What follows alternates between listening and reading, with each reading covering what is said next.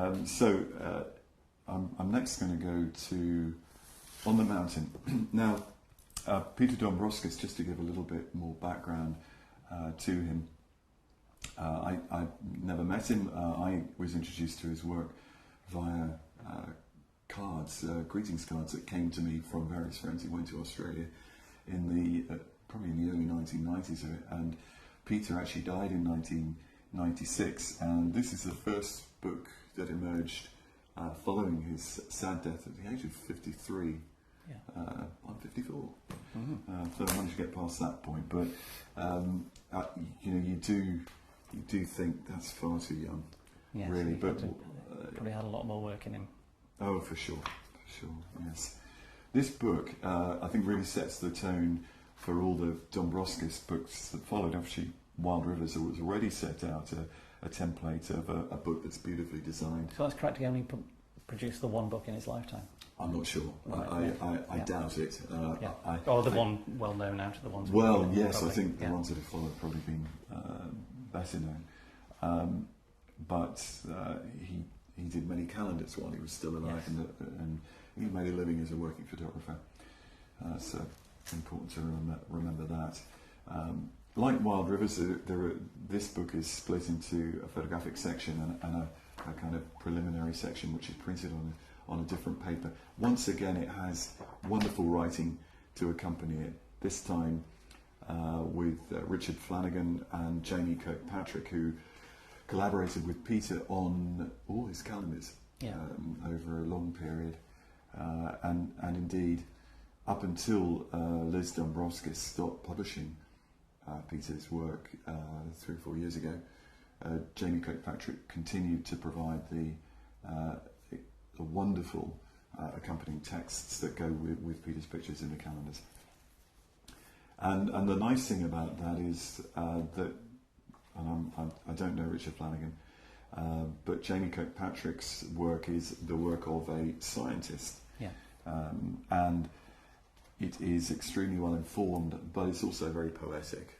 Great written material to accompany, giving us a wonderful background into both the kind of scientific background, the geology, the climatology, the various different kind of natural history elements, that the whole kind of cycle of life that we find in Peter's images, but also written in a beautiful way. Now, of course, there's fantastic photographs throughout this book. We're just going to pick out one or two to concentrate on, and then we can talk briefly about them. This picture is called Peppermint Gum Woodland near Chimney Pot Hill, and when you look at it, this is, by the way, this book is about the mountain, Mount Wellington, where Peter lived, and so in a sense this is his family album kind of book in terms of landscape. He wandered around on that hill for decades, because he lived on the mountain most of his life. So there is a real intimacy and a depth in the work, because as I know, and I think most working photographers who like to go out and photograph frequently, you probably do get your best pictures on your back doorstep, because you get those special moments and you get that deeper knowledge of where everything is and the various possibilities that there are. The interesting thing about this picture is it's completely flat, and so you think, well, surely that's not shot on the mountain. But knowing Mount Wellington a little bit, having been there, it is an enormous landscape. It's not just a hill that does that. It's not a Rosebery topping. It's a gigantic hill. It's if you think of Ben Nevis and think of all the surrounding hills around it, it's that kind of scale.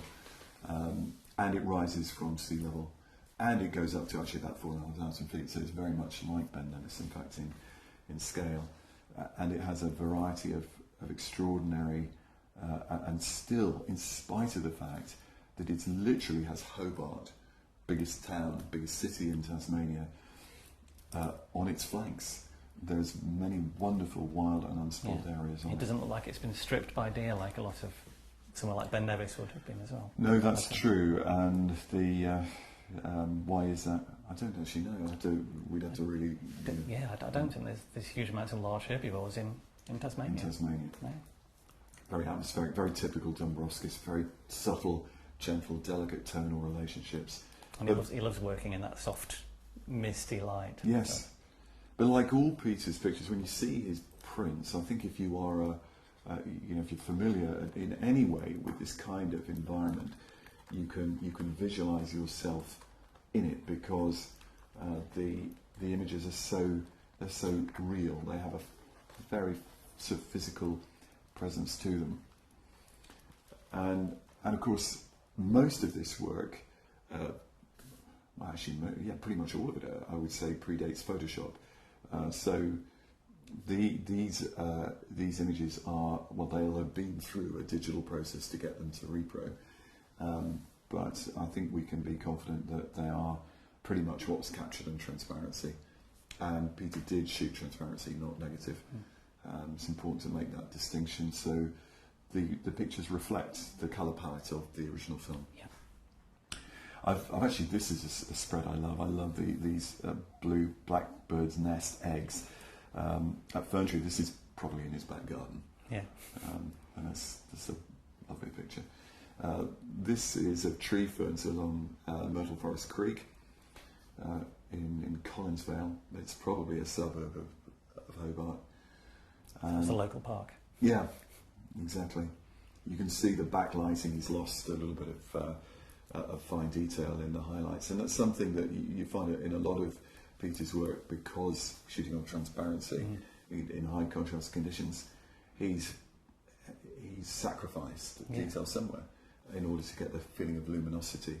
And good decision, I'd say so. Yeah. And I think it's really interesting to see how sometimes that loss of detail is actually an advantage. It's an interesting lesson to see through that, because it does roll off to the highlight. A lot of his pictures do that, and you're losing the highlights quite often. But it doesn't make any difference.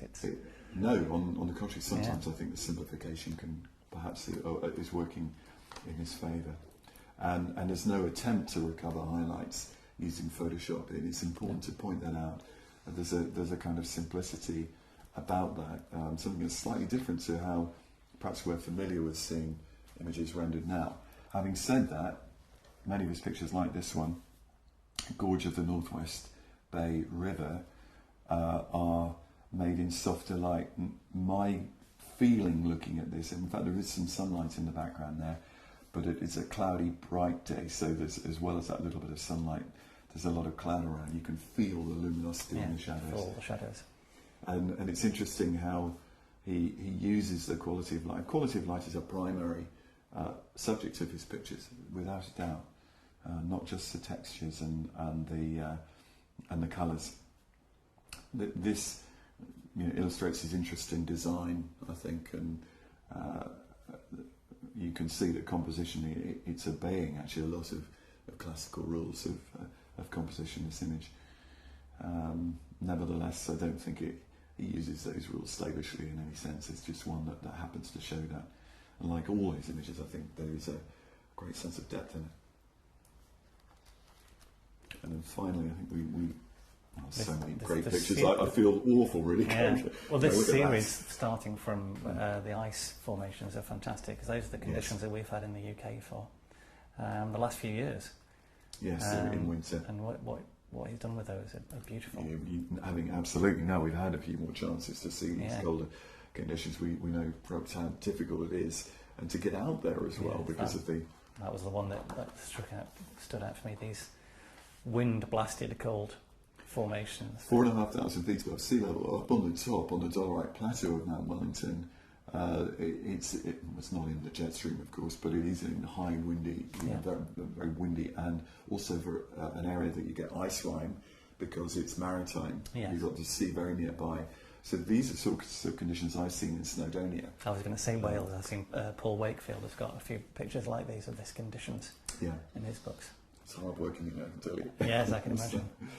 But especially with a glass screen when you're breathing on it. Yes, exactly. I did want to include this, which is a well-known image of his, and I think it just illustrates, if no other reason, the nature of Mount Wellington. It's not a beautiful mountain to look at.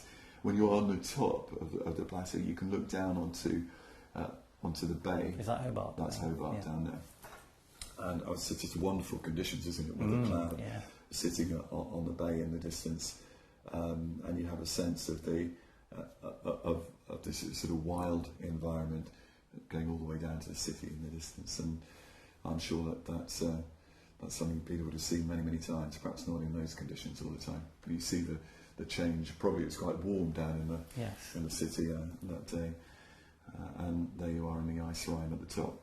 And that is an important picture because of the fact that it makes that link, that connection with this wild environment of which he is a part. So are there other big hills in Tasmania in the same fashion? And would he have gone climbing in those, or is this just because he's on the... Well, certainly there's lots of other big hills in Tasmania, in the southwestern national park predominantly. And they are higher than Mount Wellington. It's not the highest hill by any means, but as to whether there's any that's quite comparable, probably not. So primarily his connection with it and the variety on it. Yeah, I mean, in many ways, I mentioned Ben Nevis earlier. I think if you look at Ben Nevis and Fort William, there is a similar connection between, one is right on sea level, and you are immediately connected to the highest mountain in the UK as it happens. On its back doorstep. And if you look around Glen Nevis and the hanging valley around the back, there are some very lush conditions. There are. It's amazing how a combination of the sea and the mountains gives such interesting, fascinating conditions. The sea moderates the temperature at low level, but once you get away from its immediate influence, it can get a lot cooler. And there is a massive temperature gradient in those kinds of conditions, which makes it, of course, particularly interesting for photographers. I doubt, well, you might say, I doubt this is, I would probably assume, I think, that, Tasmania, it's not as heavily populated as the UK, that not that many people go up to the summit of Mount Wellington. However, you would be wrong, because there's a road that goes all the way to the top. Yeah, it's Snowdonia. Unlike Ben Nevis, it's a little bit like Snowdonia in that respect, but anybody can drive up there. There's a big car park at the top, and there's also a whacking great communications mast at the top. Yes. So while Peter has sought out the wilder parts of it because that's his passion, one couldn't truly describe it as a wilderness in the sense that it's been highly influenced by human beings. But it is it's a vast landscape, and there are still beautiful, wonderful wild areas of it, and this book celebrates that.